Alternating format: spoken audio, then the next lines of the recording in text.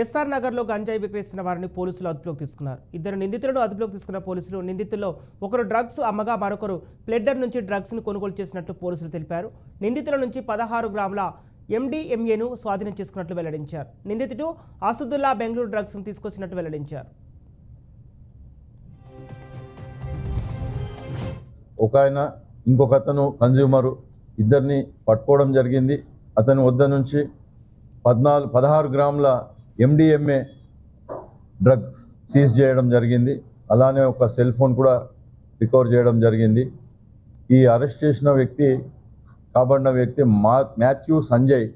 ఇతను డాగ్ బ్రీడర్గా చేస్తుంటాడు, కుక్కలను పెంచుతూ ఉంటాడు, అమ్ముతుంటాడు. ఇతను ఉండేది మల్కాజ్గిరి.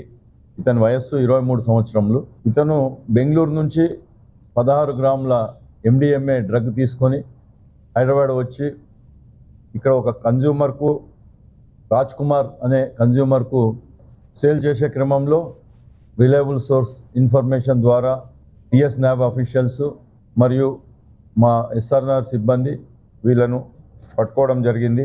వారి వద్ద నుంచి 16 గ్రాముల MDMA సీజ్ చేయడం జరిగింది. అలానే వీళ్ళు ఎక్కడి నుండి తీసుకొని వస్తున్నారు అని వెరిఫై చేయగా ఇతను బెంగళూరు నుంచి అసదుల్లా అనే 25 ఇయర్స్ వయసు గల వ్యక్తి దగ్గర నుండి కొనుక్కొని హైదరాబాద్కి సప్లై చేస్తున్నాడు. సో ఇప్పుడు అతన్ని కూడా ఈ కేసులో అబ్స్కాండింగ్ అక్యూజ్డ్గా ఉన్నాడు. మా టీమ్స్ వెళ్ళి అతన్ని కూడా అరెస్ట్ చేయడానికి ప్రయత్నం చేస్తాం.